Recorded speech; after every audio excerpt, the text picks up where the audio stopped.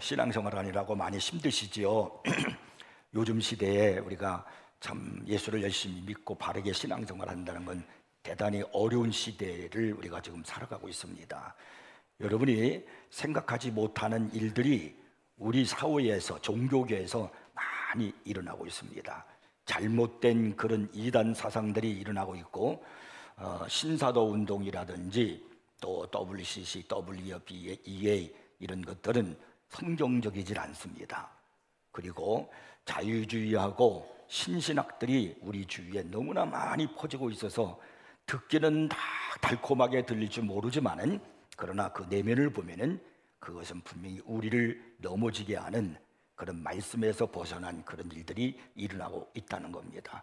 이렇게 어려운 시대를 우리가 분명히 살고 있어요. 근데 여러분, 신앙생활을 하면서 가장 어려운 것이 무엇이라고 생각되십니까? 여러분, 신앙생활 지금 다 하시잖아요. 뭐가 제일 힘들어요? 어떤 일이? 뭘 하자고 할 때? 그건 기도입니다.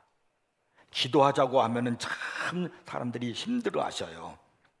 그런데 예수님께서 기도만큼 강조하신 말씀도 없습니다. 복음서를 보면은 예수님은 기도하라는 말씀을 참 많이 하셨습니다.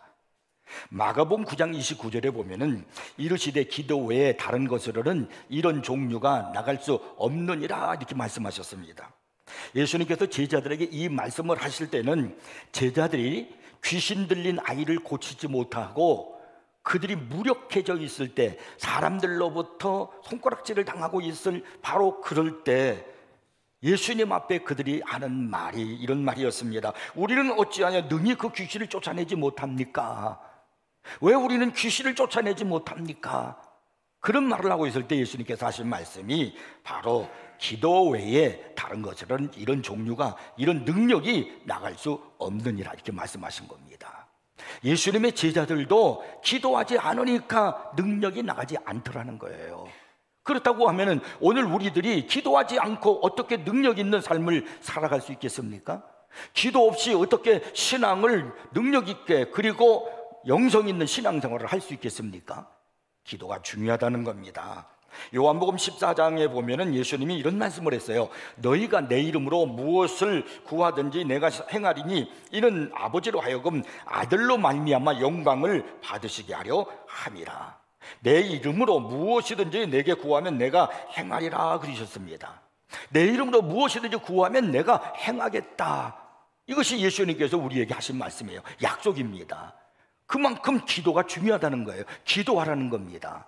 또 마태복음 7장 7절 이하를 보면은 우리가 잘 아는 내용의 말씀을 주님은 기도를 해야 할 것을 가지고 이렇게 비유의 말씀을 하셨습니다. 구하라 그리하면 너에게 주실 것이요, 찾으라 그리하면 찾아낼 것이요, 문을 두드리라 그리하면 너에게 열릴 것이니 구하는 이마다 받을 것이요, 찾는 이가 찾아낼 것이요, 두드리는 이에게는 열릴 것이니라.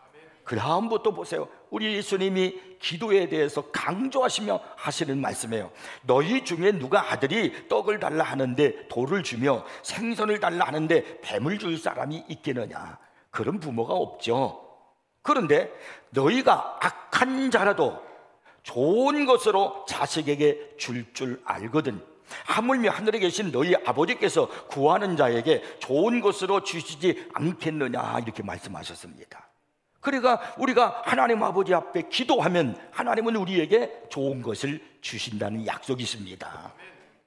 이렇게 우리 그리스도인들에게 기도만큼 중요한 것이 없습니다.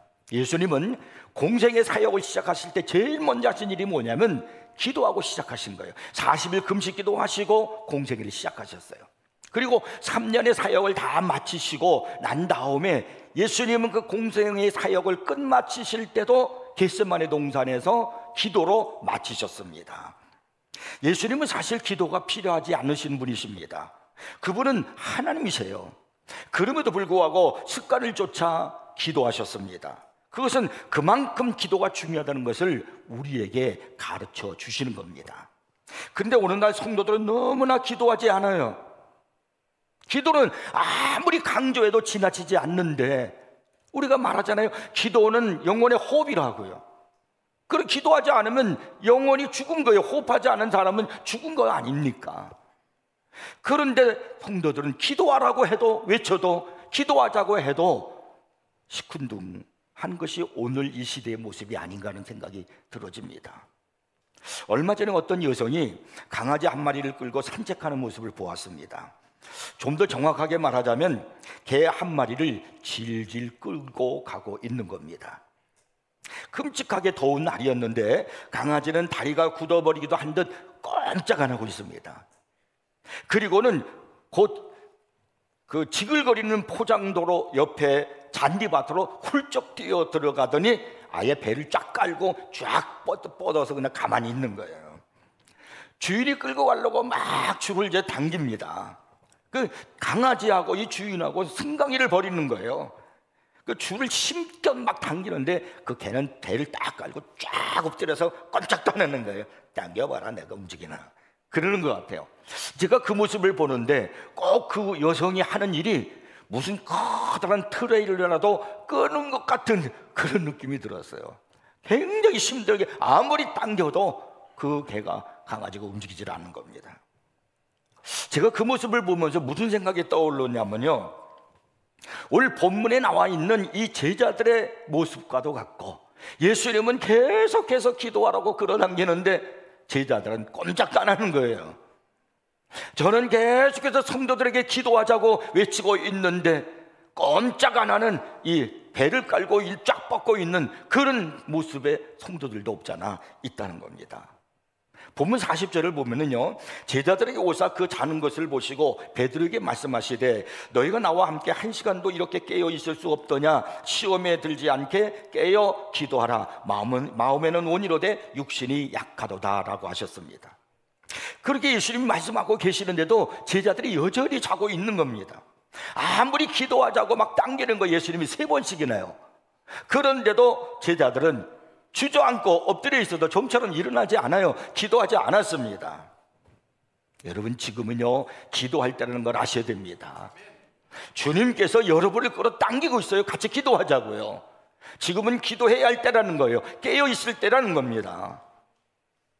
2001년 10월 1일자 미국의 시사주간지 타임에 이상한 전쟁이라는 제목의 칼럼이 실렸습니다.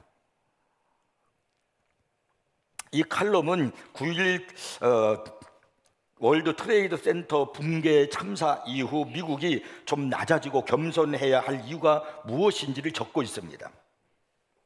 강한 그 힘과 앞선 기술을 내세우는 걸 가지고 뭐라 그러냐면 하이테크라고 그래요. 근데 반면에 힘과 기술에서 뒤져 있는 것은 로우테크라는 겁니다. 그런데 거기서 하는 말이 뭐냐면 하이테크가 로우테크를 항상 이기는 것이 아니라는 거예요. 로우테크가 하이테크를 이길 수 있다고 그렇게 말합니다. 블레셋의 골리앗으로 말할 것 같으면 당시로서는 중무장한 골리앗이 큰 사람 아니에요. 이 사람은 분명한 하이테크의 상징입니다. 근데 반면에 다윗이 나타나는데 그가 가지고 있는 무기는 물맷돌이에요. 돌이요, 돌. 그거는 로우테크에 불과한 겁니다. 그러면 하이테크인 골리앗이 로우테크인 이 바로 다윗을 이겼습니까? 아니잖아요.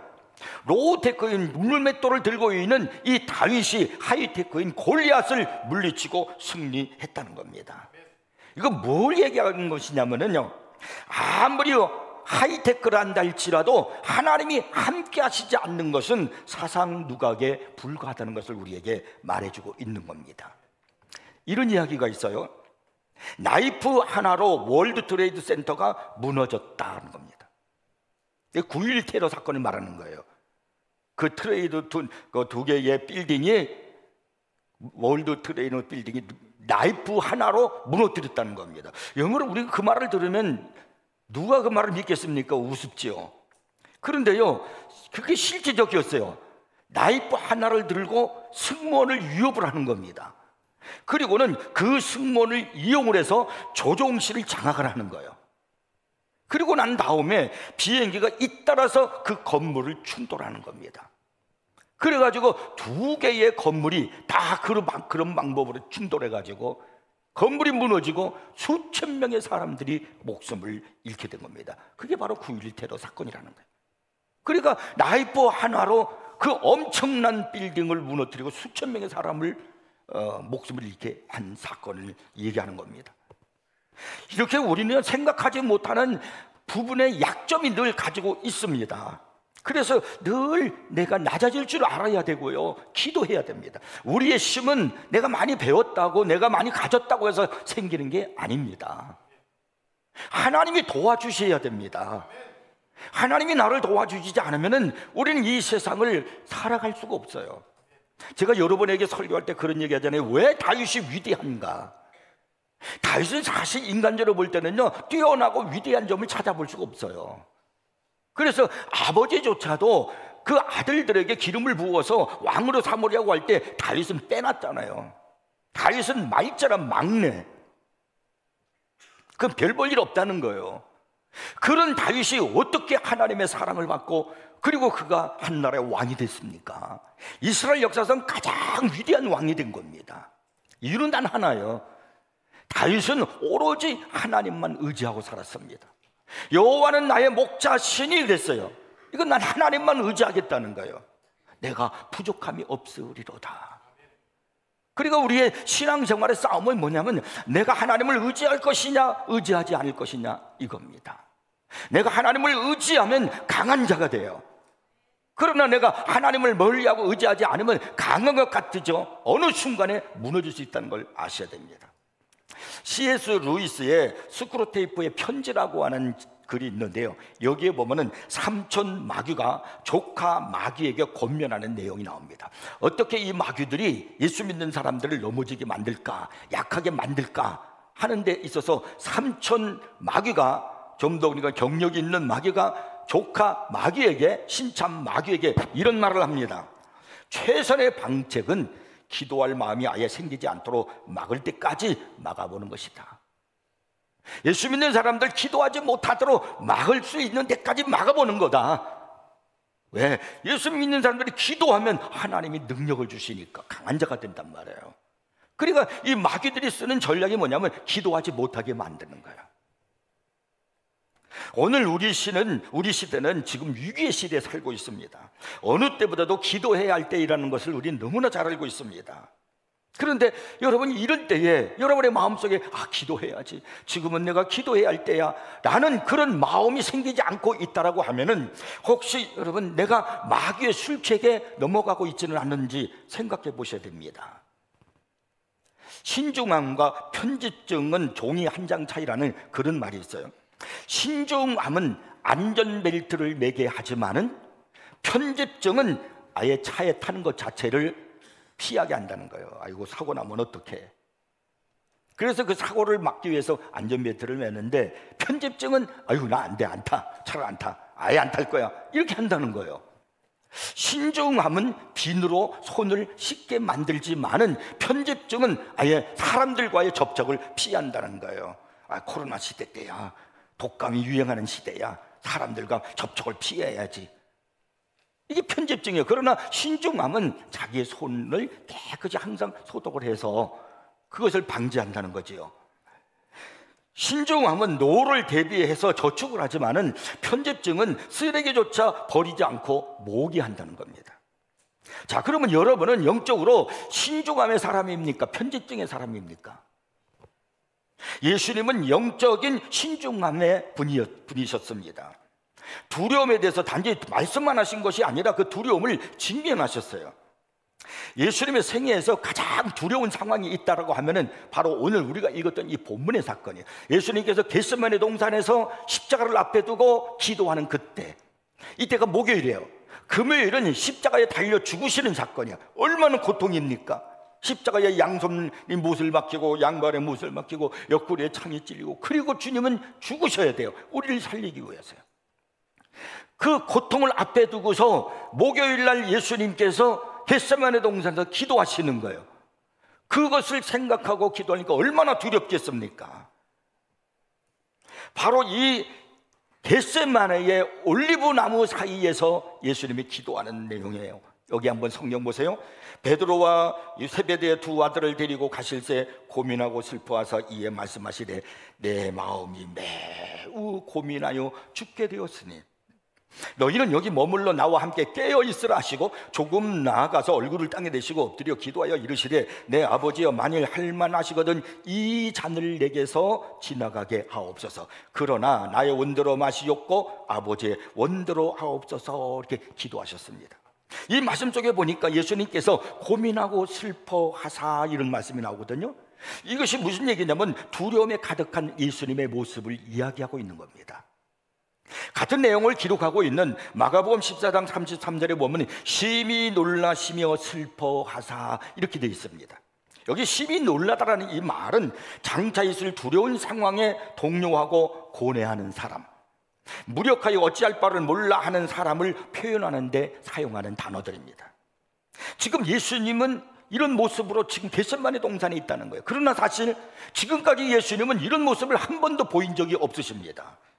갈릴리 바다의 폭풍우 속에서도 풍랑이 막 쳐서 바다의 물이 배 안으로 막 들어와서 제자들이 두려워서 우리가 어찌하리까 하고 있는 그 순간에도 예수님은 배의 고물에 베개를 하시고 평안히 주무시고 계셨어요. 귀신들이 사는 공동묘지를 지나가시면서도 예수님은 전혀 두려워하지 않으셨습니다. 예수님은 이 두려움으로 인해서 어떤 모습도 보이지 아니했지만은 오늘 본문에 보시면 이 겟세마네 동산에서 예수님께서 고민하고 슬퍼하셨다는 거예요. 이거는 두려움으로 인해서 절규하시고 커다란 눈의 모습을 우리에게 보여주고 있습니다. 그런데 왜 육신이 되신 하나님은 두려움으로 가득하셨을까요? 예수님은 도대체 무엇을 지금 두려워하고 있는 것입니까? 그것을 성경에 보면은 잔이라고 하는 것을 알 수 있어요. 잔. 예수님이 이렇게 기도하시잖아요. 이 잔을 내게서 지나가게 하옵소서. 이 잔, 도대체 이 잔이 무엇이길래요? 성경에서 이 잔은 무엇인가를 마실 때 사용하는 그릇을 의미하기도 하지만은, 그러나 이 잔은 하나님의 분노와 심판을, 벌을 상징하는 겁니다. 하나님은 믿음을 저버리고 고통받는 예루살렘을 동정하시면서 이런 말씀을 했어요. 이사야서 51장 22절에 보면 나옵니다. 보라, 내가 빛을 거름지게 하는 잔, 곧 나의 분노의 큰 잔을 내 손에서 거두어서 내가 다시는 마시지 못하게 하고. 그리고 예레미야서 25장 15절에는 또 이렇게 말씀합니다. 너는 내 손에서 이 진노의 술잔을 받아가지고 내가 너를 보내는 바 그 모든 나라로 하여금 마시게 하라. 이 잔은 전부 다 분노, 진노의 잔이에요. 심판의 잔이에요. 요한계시록 14장 10절에 보면요, 하나님을 저버리는 사람들을 향한 말씀이 나옵니다. 하나님의 진노의 포도주를 마시리니 그 진노의 잔에 섞인 것이 없이 부은 포도주와 거룩한 천사들 앞과 어린 양 앞에서 불과 유황으로 고난을 받으리라. 그러니까 예수님께서 지금 두려워하고 있는 것은요, 이 잔이에요. 이 잔은 하나님의 분노와 진노의 잔을 말하는 겁니다. 예수님께 있어서 이 잔은 최악의 시나리오였어요. 그래서 이 잔을 내게서 지나가게 하옵소서라고 기도하는 겁니다. 하나님의 그 분노의 진노의 잔이 예수님께 쏟아진 것을 지금 의미하고 있는 거예요. 예수님은 하나님의 분노를 느끼신 적이 없으십니다. 왜냐하면 예수님은 하나님 앞에 언제나 합당하신 분이셨기 때문입니다. 예수님은 아버지로부터 분리를 경험하신 적이 없으십니다. 왜냐하면 아버지와 아들은 영원히 하나이기 때문입니다. 예수님은 육체의 죽음을 알지 못하셨습니다. 왜냐하면 그분은 영생하신 분이시기 때문입니다. 그러나 몇 시간 뒤 예수님은 그 모든 것에 이제 직면하실 거예요. 하나님은 죄로 덮인 아들에게 죄에 대한 분노를 다 쏟아내실 것입니다. 우리가 지은 모든 죄에 대한 그 분노, 진노, 그것을 예수님이 다 짊어지신 거예요. 그 잔을 예수님은 이제 그 잔을 마셔야 될 것입니다. 그래서 예수님은 지금 두려워하시는 거예요. 예수님은 그 두려움을 어떻게 다뤄야 할지를 본문에서 보여주고 있어요. 우리가 인생을 살다가 보면 위기가 오고 고통이 오고 또 두려움도 오고 그러지 않습니까? 그럴 때 우리는 어떻게 해야 할 것인가? 예수님은 그 정말 엄청난 두려움 앞에서 분노의 잔을 마실 수밖에 없는 그 상황 속에서 예수님은 무엇을 하셨는가? 우리는 예수님의 이 모습을 보면서 오늘 우리가 배워야 하는 겁니다. 첫째가 기도하셨습니다. 본문 36절을 보니까 이렇게 말씀하고 있어요. 이에 예수께서 제자들과 함께 겟세마나라 하는 곳에 이르러 제자들에게 이르시되 내가 저기 가서 기도할 동안에 너희는 여기 앉아 있으라 하시고, 이 두려움 속에서 진노의 잔 앞에 예수님이 하신 일은 기도였습니다. 그것도 한 번만 기도하신 것이 아니에요. 42절에 보면은 다시 두 번째 나아가 기도하여 이르시되라고 했고요, 44절에 보면은 세 번째 같은 말씀으로 기도하신 후에라고 하셨습니다. 그러니까 예수님은 계속해서 기도하셨다는 겁니다. 예수님의 사역은 굉장한 사역이셨죠. 예수님의 그 놀라운 사역 중에 중간중간에 보이지 않는 숨은 사역이 있습니다. 예수님은 말씀을 전하는 설교 사역을 하셨습니다. 예수님은 병든 자를 고치시는 치유의 사역도 하셨습니다. 그리고 많은 무리를 도와주시고 인도하셨던 사역도 하셨지만은, 그러나 이런 놀라운 이 사역 중간중간마다 숨은 사역이 있었는데, 결정적으로 중요한 숨은 사역이 뭐냐면 바로 기도하는 사역이었다는 겁니다. 예수님은 말씀을 선포하시고 기적을 베푸시다가도 조용히 홀로 산에 가셨습니다. 밤이 늦도록 기도하셨습니다. 때로는 새명 미명 홀로 기도하셨습니다. 이것이 예수님의 능력의 비밀이에요. 오늘 우리가 예수를 믿고 신앙생활하고 내가 하나님의 일을 하고 사역을 감당하는 데 있어서 우리가 중간중간 해야 할 중요한 숨은 능력의 비밀이 어디 있냐면 기도에 있다는 걸 잊지 마십시오. 예수님의 사역이 바로 그런 사역이었고, 오늘 이 시대를 살아가는 우리들에게도 바로 그 사역이 중요한 겁니다. 예수님은 어떻게 기도하셨는가를 보세요. 39절 다시 보겠습니다. 조금 나아가서 얼굴을 땅에 대시고 엎드려 기도하여 이르시되, 일반적으로 유대인들은 서서 예루살렘 성을 바라보고 기도를 합니다. 그런데 예수님께서는 지금 서서 기도할 만큼 그렇게 한가하지 못합니다. 마음이 그렇게 편안하지 않습니다. 지금 예수님은 얼굴을 땅에 대시고 기도하셨습니다. 얼마나 간절한 기도를 하셨는가 하는 것을 알 수가 있는 거예요. 예수님은 이렇게 얼굴을 땅에 대고 간절하게 기도하고 있는데, 우리의 기도는 너무나 안일하지 않습니까? 기도는 여러분 감상적인 것이 아닙니다. 실제적인 것입니다.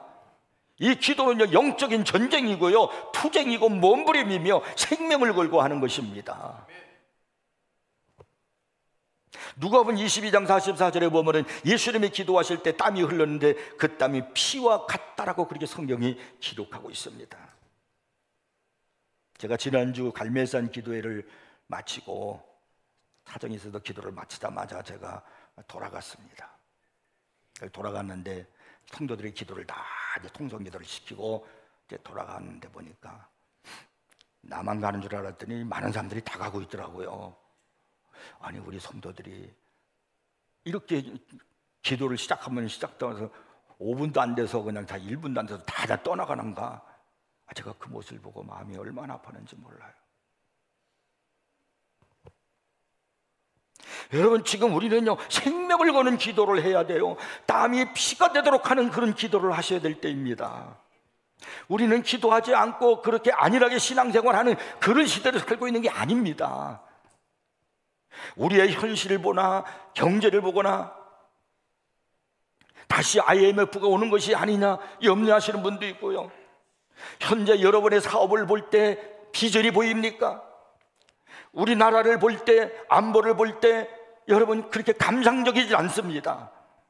그리고 우리 민족의 현실과 우리 자손들의 미래를 볼 때 여러분 정말 미래가 확실하게 보이는 그런 시대를 살고 있습니까? 우리는 지금 그럴 때가 아니에요. 기도할 때입니다. 여러분의 문제가 뭐예요? 여러분을 절망하게 만들고 낙심하게 만드는 그 문제가 무엇입니까? 그 모든 것들을 다 주님께 가지고 내려놓으시길 바랍니다. 이제는 문제를 보지 마세요. 현실을 보지 마세요. 주님을 보시길 바랍니다. 예수님께서 바로 겟세마네 동산에서 무릎을 꿇고 머리를 땅에 대고 기도하시듯이 우리도 그런 기도를 해야 됩니다. 기도하는 성도들이 되기를 바랍니다. 여러분의 영혼이 기도하는 영혼으로 바뀌어지기를 바랍니다. 그 다음에 두 번째는요, 깨어 있어야 됩니다. 38절에 보면 나와 함께 깨어 있으라 하셨고요, 40절에서는요 나와 함께 한 시간도 이렇게 깨어 있을 수 없더냐라고 하셨고, 41절에서는 시험에 들지 않게 깨어 기도하라, 마음에는 원인으로 돼 육신이 약하도다라고 말씀하셨습니다. 예수님께서 계속 하신 말씀이 뭐냐면 깨어 있으라, 깨어 있으라는 겁니다. 왜? 시험에 들지 않기 위해서요. 그러나 저들은 깨어 있지 않았습니다. 결국 베드로는 예수님을 모른다고 3번 부인하고 말았습니다. 저주까지 했습니다. 다른 제자들은 다 도망가 버리고 말았습니다. 신약성경에 보면 깨어있으라는 말씀이 22번이나 등장합니다. 사도행전 20장에서는 사도 바울이 에베소 교회를 떠나면서 그 장로들에게 뭐라고 부탁하냐면요, 여러 장로님들이여 깨어 있으십시오라고 했습니다. 베드로전서 5장에 보니까 사도 베드로가요 뭐라고 그러냐면, 근신하라, 깨어라, 너희 대적 마귀가 우는 사자같이 두루다니며 삼킬 자를 찾나니라고 하면서 깨어있으라고 당부하고 있습니다. 이 말씀을 전하는 베드로의 마음을 읽을 수 있어야 돼요. 베드로는 예수님께서 오셔서 깨어있으라, 깨어있으라고 말씀하실 때 그는요 편안히 잠만 잤어요. 그러다가 예수님을 모른다고 3번 부인했고 저주까지 하지 않았습니까? 그 사실, 자기의 과거를 알거든요. 깨어있지 못함으로 인해서 자기가 당한 일을 알거든요. 그래서 오늘 이 베드로전서 5장에서 말하는 겁니다. 근신하십시오, 깨어있으십시오.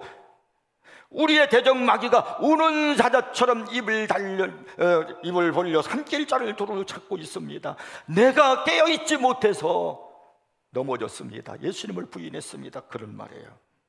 종말론적인 계시 요한계시록 3장에서는요 사대교회에 편지를 하면서 주님이 말씀하십니다. 너는 일깨워 그 남은 바 죽게 된 것을 굳건하게 하라. 영적 각성을 촉구하는 거예요. 일깨라는 겁니다. 이렇게 성경에서는요 많이 깨어 있으라고 말씀하시는데, 오늘 우리들은 깨어 있는 게 아니라 정신을 놓고 있지는 않는가요? 깨어서 정신 차리고 기도하면요 생명의 역사를 볼 수 있지만은, 깨어 기도하지 않으면 마귀의 도전을 받는다는 겁니다. 마귀가 가만히 있는 게 아닙니다. 현실을 보셔야 돼요. 영적을 보셔야 돼요. 1941년 12월 7일은 역사적인 날입니다. 일본군의 비행기가 항공모함에 실려서 태평양을 건너 진주만으로 막 향하는 겁니다.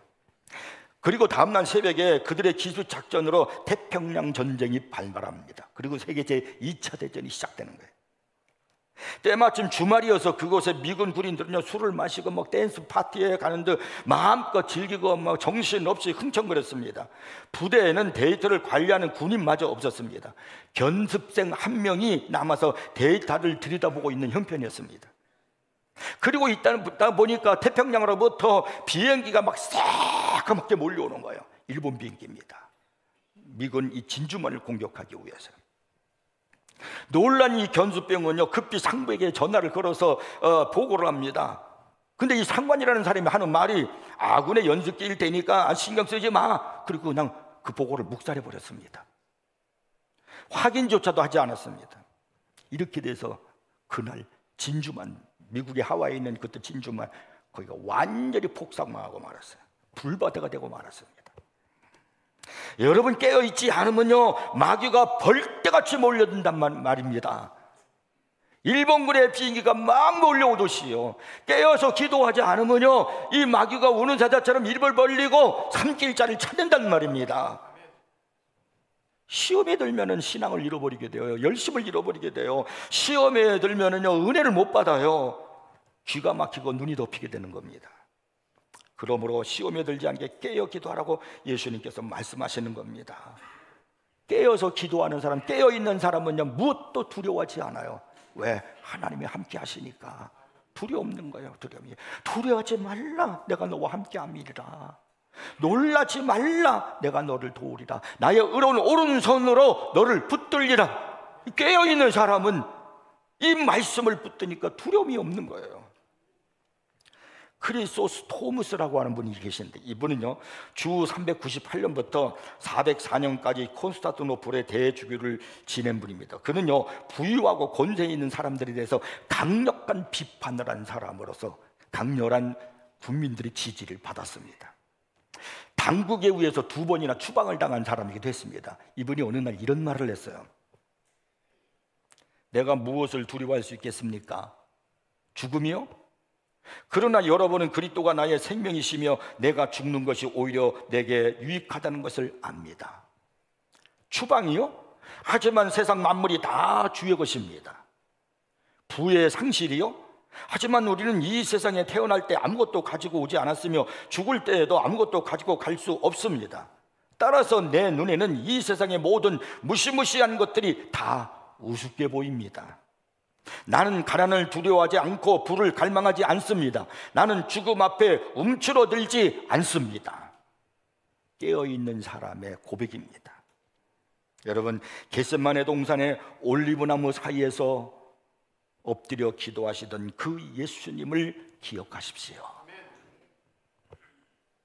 누가복음에 보니까 예수님께서 그 겟세마네 동산에서 기도하실 때 천사가 하늘로부터 예수께 나타나 힘을 더하더라고 말씀합니다. 여러분이 하나님 앞에 무릎을 꿇고 기도하면 하나님이 도와주십니다. 힘을 주시는 거예요. 왜 우리가 무력해지는가? 그것은요, 기도하지 않기 때문이에요. 그래서 그때 스코틀랜드 유명한 종교개혁자 존 낙스가 이런 말을 했잖아요. 기도하는 한 사람은 기도하는 안 하는 한 민족보다 강하다. 기도하는 한 사람은 기도 안 하는 민족보다 강하다는 거예요. 그러니까 한 사람의 기도가 얼마나 능력 있는가 하는 것을 우리에게 얘기해주고 있는 겁니다. 기도하지 않으면요, 엉뚱한 일이 생겨요. 재미있는 얘기가 하나 있어요. 어떤 분이 기차를 타고서 열차를 타고 제천을 가려고 기차를 탔어요.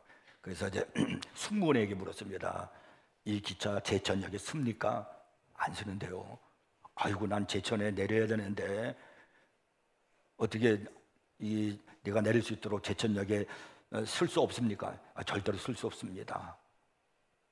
그러면 이렇게 해주시죠. 제천역에 가까우면은 열차를 그 영무원에게 얘기해가지고 천천히 좀 조금 속도를 줄이게 해주십시오. 그럼 내가 그때 얼른 뛰어내리겠습니다. 뛰어내리면서 막 같이 속도로 달려가다가 속도를 줄이면 내가 내릴 수 있을 것 같습니다. 그렇게 하시죠. 제가 그렇게 부탁하겠습니다. 드디어 제천역에 가까이 왔어요. 제천역에 가까이 와서 오니까 속도를 이제 줄이기 시작하는 겁니다. 그때 이제 영문이 말합니다. 바로 지금입니다. 빨리 뛰어내리세요. 뛰어내리자마자 막 달리셔야 됩니다. 예, 알았습니다. 그래서 이 사람이 용감 있게 막 뛰어내리고 그리고 막 달리는 겁니다. 그 속도에 맞춰서. 그래 넘어지지 않으니까요. 그러나 잠깐 그가 비틀거리고 약간의 발을 삐기는 했지만 그러나 무사히 그가 거기서 내릴 수 있었습니다. 이 열차가 한 칸, 두 칸 지나갑니다. 이제 그러면서 제천역을 이제 지나가는데 마지막 칸에 됐는데 마지막 칸 뒤에 몸집이 크고 뚱뚱한 이렇게 힘 있는 사람이 딱 보더니 그 사람의 손을 딱 낚아채더니 열차 안으로 당기는 거예요. 그러면서 하는 말이 당신 운 좋은 줄 알아. 나 아니었으면 이 기차 놓쳤어. 이게 우리 인생이 이렇다는 거예요. 하나님이 도와주셔야 됩니다. 기도할 때 우리의 모든 문제, 어떤 위기도 극복될 수 있습니다. 내일부터 우리가 열흘 동안 기도하는데 열심히 나와서 우리의 자녀들을 위해서, 여러분의 가정을 위해서 기도하기를 주의 이름으로 축복합니다.